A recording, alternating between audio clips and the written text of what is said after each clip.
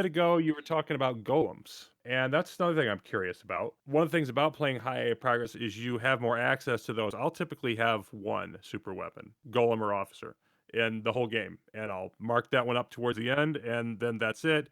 It'll help me out a bit with the home world in the end game, but I usually don't go much farther than that. I know you tend to use a lot more. So, which ones do you really look out for as, oh, this is one I need. I'm going to get this no matter when. And then maybe if there's any that are on the other end, ones that you just see and you just kind of your eyes glaze over because you just don't have much use for them.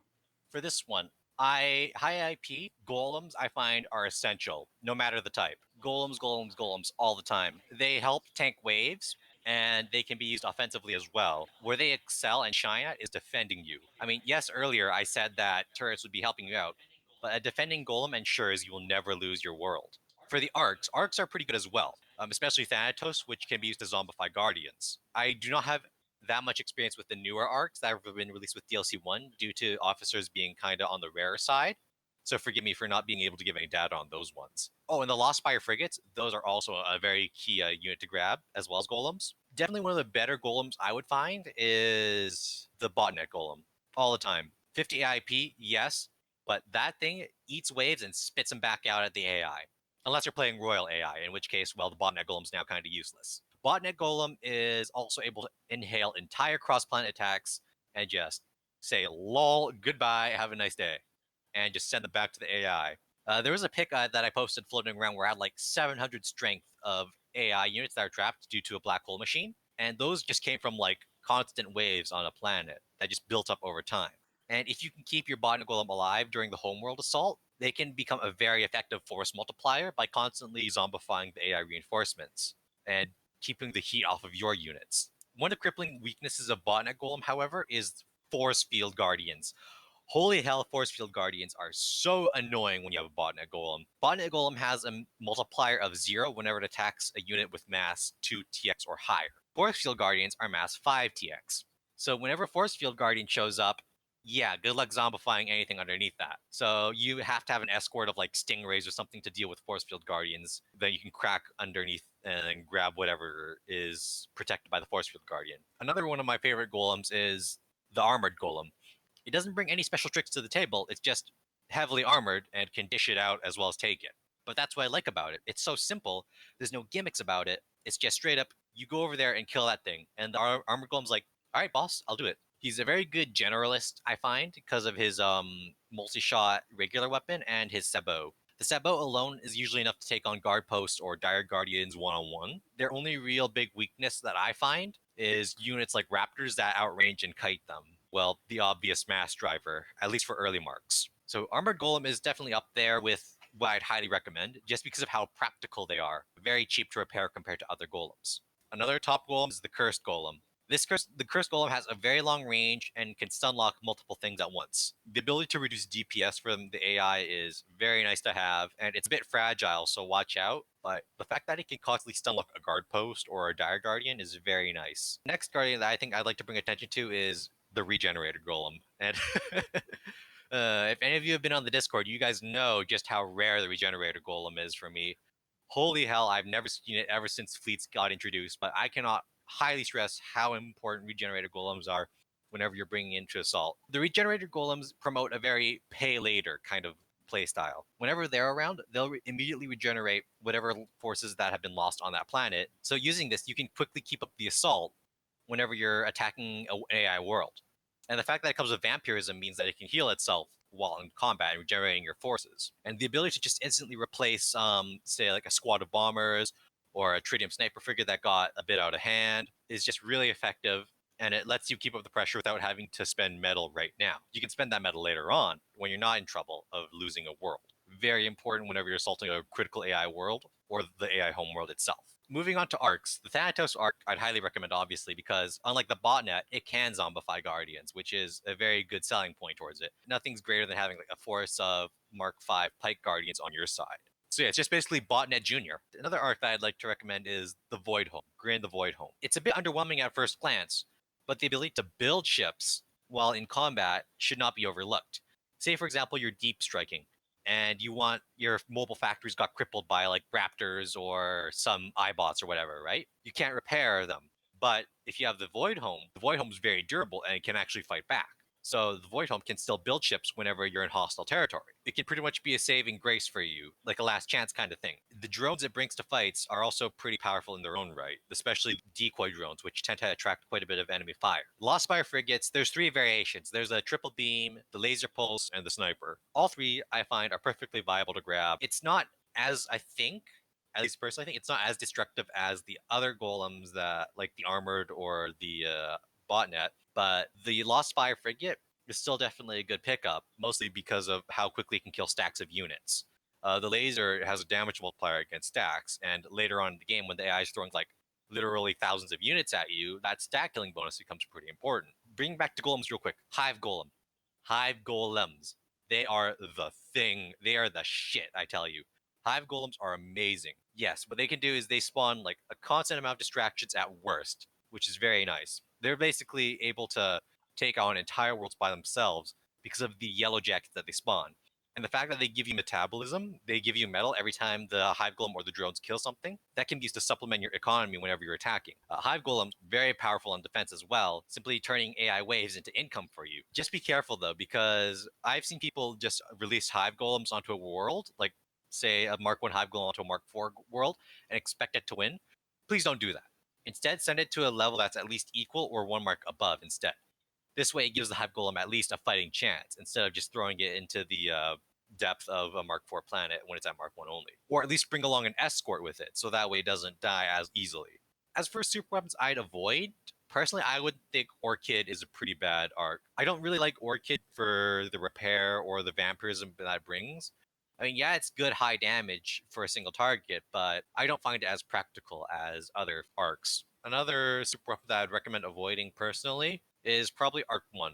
Last time it's got Arc 1's got changed over quite a bit of iterations, but I think the latest one is it has cloaking and has knockback. I find knockback whenever you're attacking to be a bit harmful because it keeps knocking units away and in towards AI defenses rather than pulling it towards you.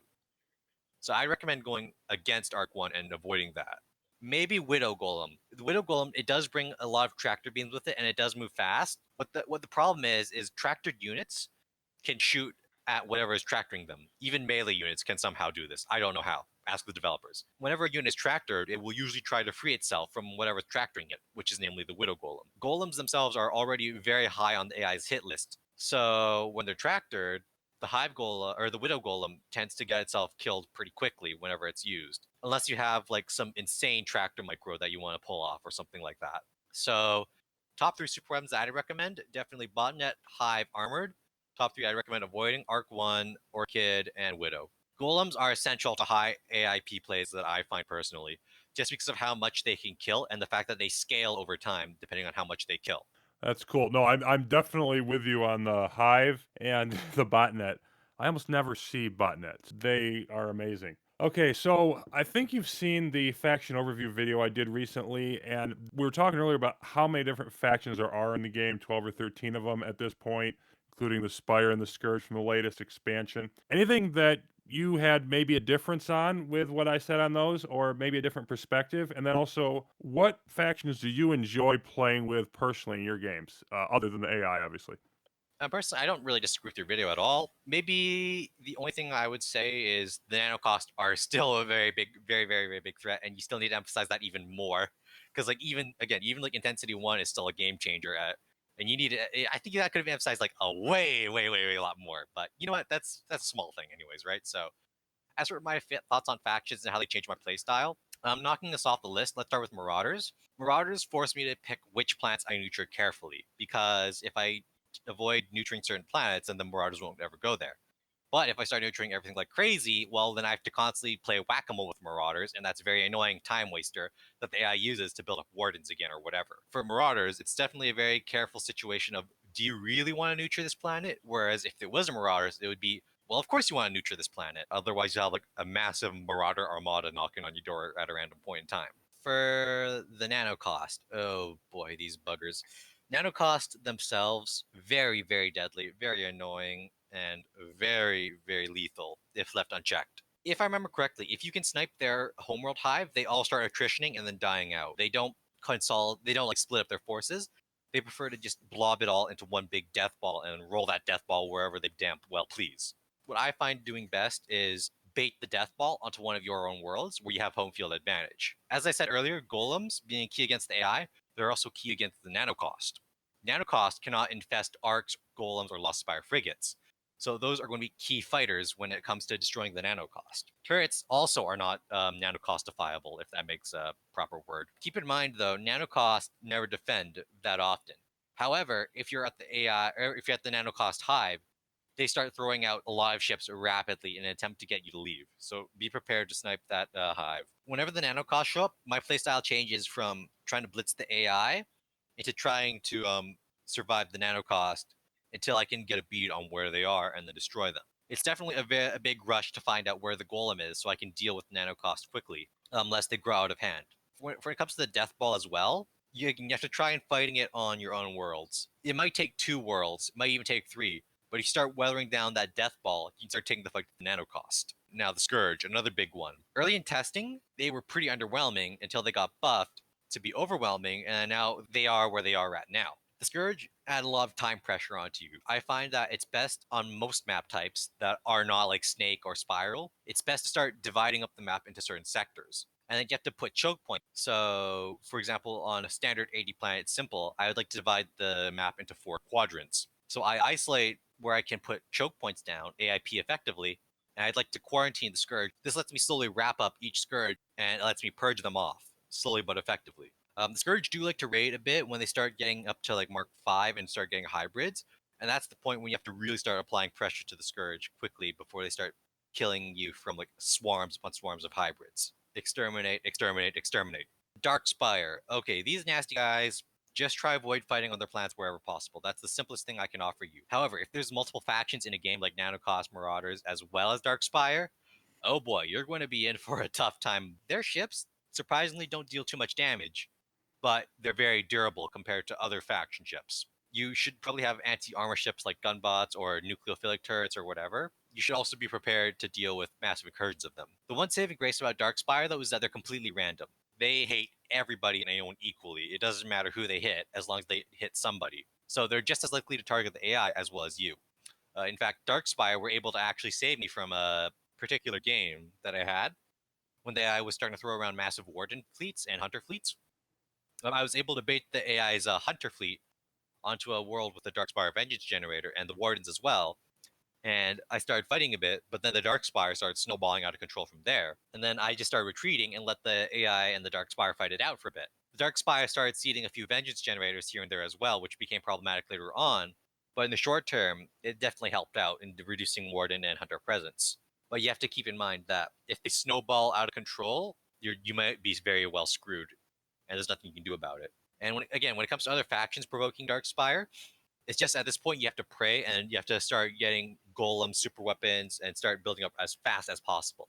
Like ignore AIP, start taking nearby worlds for the science and economy, get those turret walls up, prepare yourself. Devour Golem itself isn't too big of an issue. I find it more threatening to the AI than myself because I can just load my ships and then run away whenever it shows up. The Cookie Monster, as he's affectionately referred to, is also liable to eat up Warden fleets and Hunter fleets whenever he comes across them, which I find very beneficial. So I always end up triggering him through the beacon, if not outright setting him. And I've submitted a quick start to the bug tracker called like Claustrophobia, where it's just you, the AI, 40 planets, and 20 Devour Golems. So I had fun playing that personally. I did end up losing a few fleets to all the cookie monsters flying around, but at the end of the day, I still won. So that was a very fun challenge that I had. Speaking of the Zenith, we have the Zenith Trader, or as he's affectionately referred to, the Zenith Traitor. This bugger is generally a human buff because he gives you like 2 free Zenith power generators as well as some nanocost and macrophage units. At the same time, he also gives the AI stuff. He can give the AI any nasty pick, which is like AI eyes or ion cannons, mass drivers, troop accelerators, black hole machines, yada yada.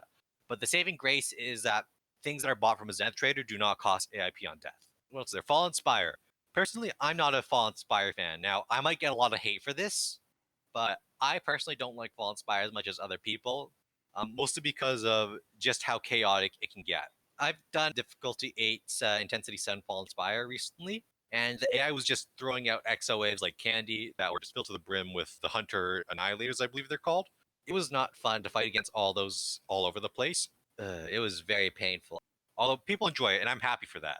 So yeah, don't get me wrong. Other people, I'm fine with them playing Fallen Spire. It's just I personally don't like playing the playstyle of Fallen Spire. What other factions did I miss there, Sage? I think you covered most of them. Have you messed around recently with the macrophage with the changes that have been made? I forgot about those. The macrophages were the ability to tame them is interesting, yes. However, I find that they're more trouble than they're worth to tame, mostly because of just how many enraged macrophages they like to spawn. It can get a quite good bit messy, and it's not worth the alliance that they bring you. However, I will admit it is very nice whenever you get a tamed Telium in hostile AI territory, because every time a macrophage spawns, it draws the warden's attention to it, allowing you to do whatever you want while the macrophage is busy snacking on AI units. So if you're going to tame them, at least tame them deep in AI territory. Otherwise, start purging them off. Yeah, it's not nice to deal with space bugs. Also, another thing that happened is that they're going to patch this out, but Sage might flash this up. I'll post it here. What happened was at one point when I was playing Fallen Spire, the macrophages got a Spire debris on hand, and this made their Telium super buffed. It got messy real quickly.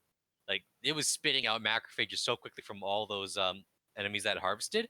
And get this, since the Telium had Spire debris, the Telium itself could harvest units with like a 12 million damage beam. But here's the thing, since it harvested so many units, it started producing so many macrophages. Those macrophages started enraging right next to the Telium. Telium harvested those macrophages, creating more macrophages, creating an endless feedback loop for at least 30 minutes. That sounds awesome. It was generally too much trouble than it's worth to tame them. Enable them in game if you want like some distractions roaming around, or if you want the AI to disregard you from time to time. Very nice to have around in a chaotic galaxy. Oh, also more thing, HRF, they're there. They kind of exist. They help you and then they disappear. Not much to say about them. Moving on to hacking. This is one of those things that I find a lot of like the really good players are divided on because there's some people who they'll plan on losing a bunch of planets. It's just their play style that that I'm going to lose planets. What they'll do is they'll tend to hack everything. GCAs, IGCs, anything they can hack, the enemy is going to destroy. They'll defend the major data centers, but pretty much everything else, they're just going to hack it and move on. And some of it does depend on your playstyle, how much hacking you have available if you're going higher AIP. How do you approach that in terms of like what stuff do you look to hack early on in the game and what stuff do you wait till later? And then, is there anything like that that you do? Do you always hack your GCAs and whatnot, or do you sometimes do that and sometimes not? What's your approach there? Okay, so starting out from what I like to hack, what I like to hack in order from the start of the game to the end of the game is generally fleet capacitors, um, ARSs, depending on what they have and how close they are. I'm hacking tech vaults wherever they are. This should be like a mid to late game activity. Hacking the Spire archive, and then hacking beacons wherever applicable, and then finally hacking the remaining ARSs. So the fleet doublers, they give you that early game boost that you need. So, for example, I like again to rush down concussion, fusion, generalist, and normally I double generalist first for the V wings. So I'd get like say 80 V wings from Mark IV, and then I double that with a fleet doubler, and now I have 160 flying about, which can help very effectively when it comes to many different AI compositions. ARSs are second because they're adding additional units to your roster without incurring AIP penalties.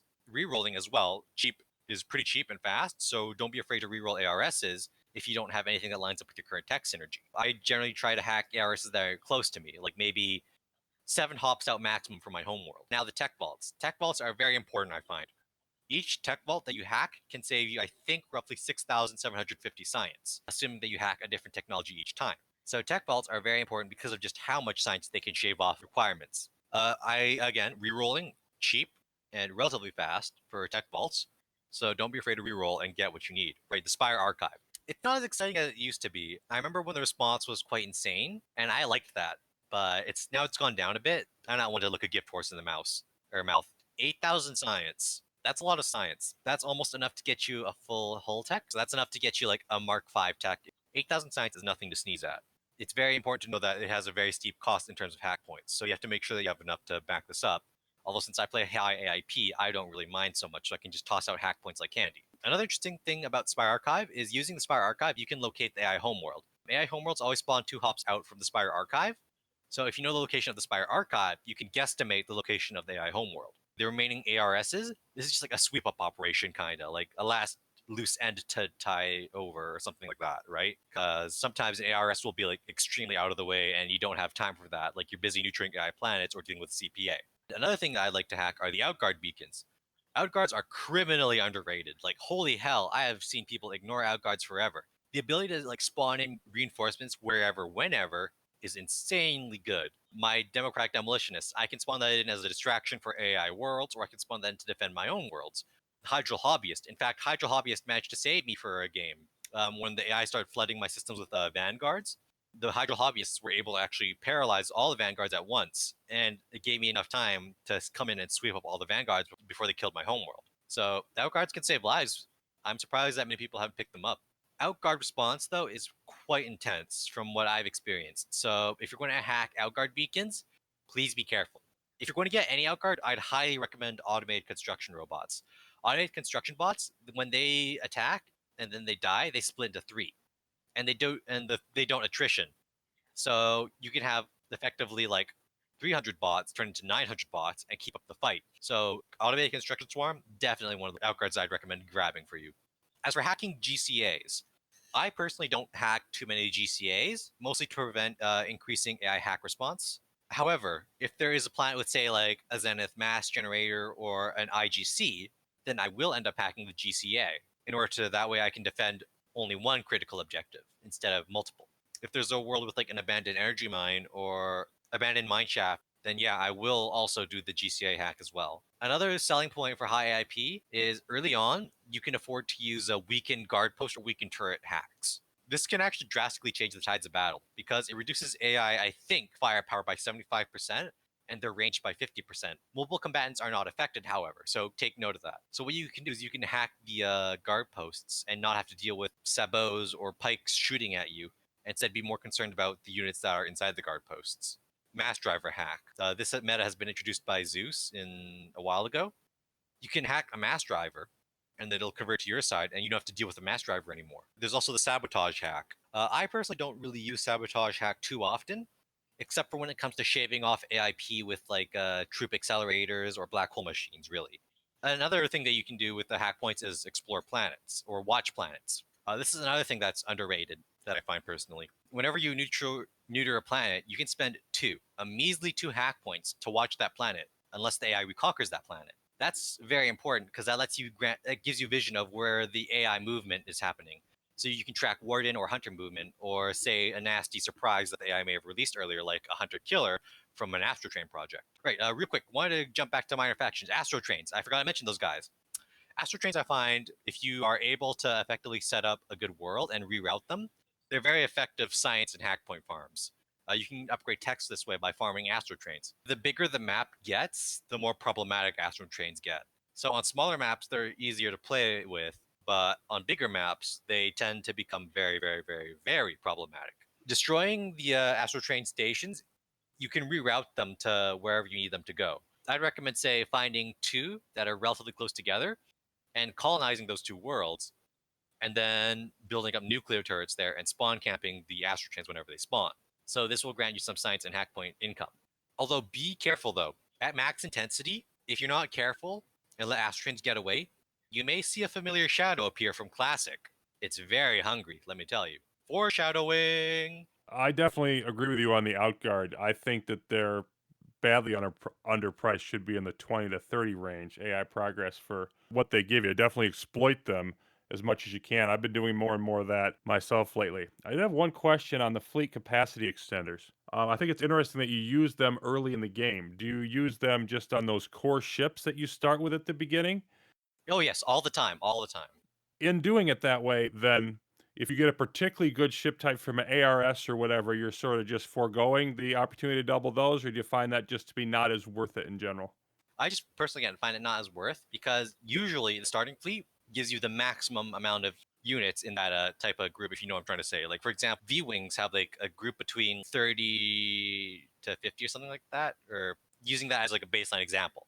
Whereas the starting fleet always will give you that 50. I'm just using that as an example. The starting fleet that I end up usually using is usually the strongest fleet I have, barring super weapons. So, and that early game power really matters, especially when it comes to concerning wardens and hunters. And usually there's like more than 3 fleet capacity or extenders, anyways. So I can afford to come back to those ones later on. Definitely always expanding upon the starting fleet. Definitely one of the best moves to do early on. The next question might evoke a little bit of trauma. I would never make fun of bullying in any sense, but I sometimes get the impression that maybe a frigate at some point in your past stole your lunchbox, pushed you around. Why do you hate frigates so much? Oh, frigates. Why? Why? Anyways, frigates. Okay. Many people in the Arcen Discord know that I have a passionate, intense hatred towards frigates. At least for me using them. The reason I hate frigates, it varies from frigate to frigate, but in general, I find frigates to be useless at best and harmful at worst, actually. Let's use the baseline assault frigate first. Now, assault frigates are slow, they're expensive, and their hull to cost ratio doesn't seem that effective. And they're countered by a very, very, very huge amount of stuff whenever you're attacking. For example, sabos, mass drivers, autocannon mini pods, so on and so forth. The slow part can be alleviated by putting raiders in, but you might not have raiders all the time. And sometimes the AI has trippers, and trippers will instantly kill frigates that are moving around at that speed. Again, I just don't like how they're countered so much on attack. Assault frigates used to be really good too, and I actually used them quite a bit before fleets were introduced. But they've been hit with so many nerfs that it's not even funny. I feel bad for the assault frigate for getting hit so many times by the nerf bat. Moving on to brawlers. Brawlers are a variation of the assault frigate, and I find that their knockback is actually harmful whenever you use them on attack and sometimes even defending, because the knockback pushes AI units towards their defenses or towards the wormhole that they're trying to retreat to.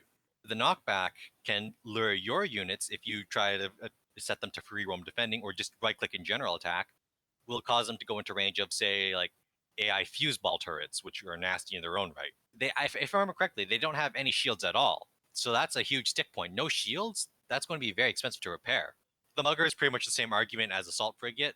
Force Field Frigates. Force Field Frigates, they nerf player firepower by quite a good bit. And yes, they can be used to block exits or entries. They can be used to push certain units around, whatever.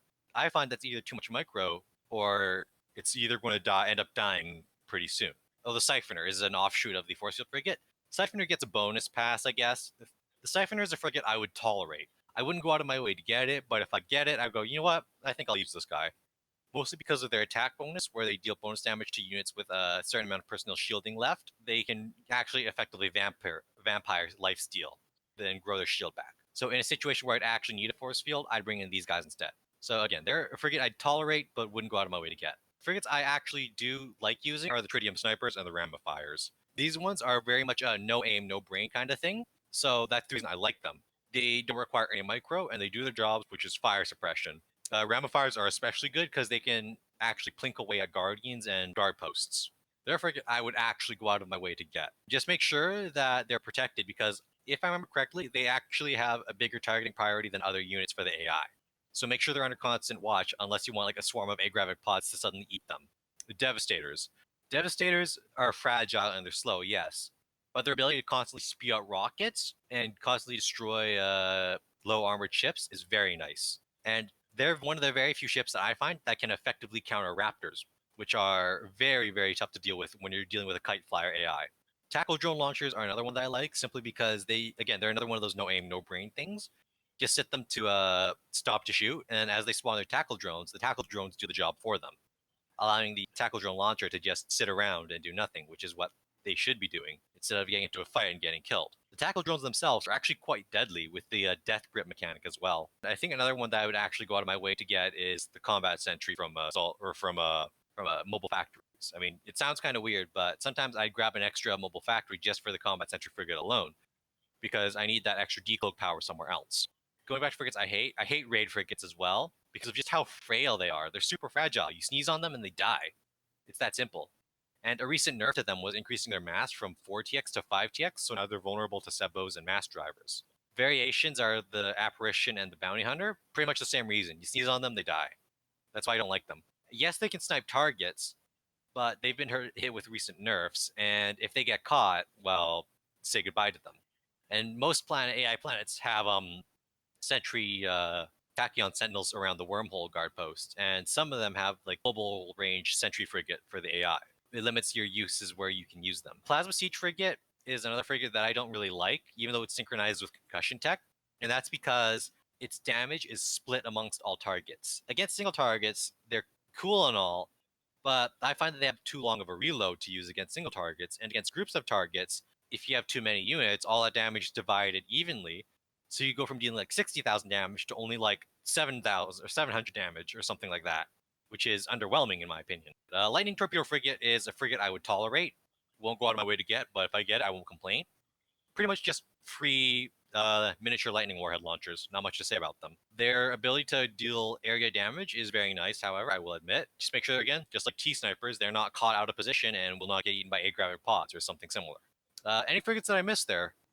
No, not that I know of, but I'm not looking at a full list. I think that's a really good rundown. And that concludes part 2 of my conversation with Ethan Wong, tester for Arcen Games. The conclusion will be coming up soon with part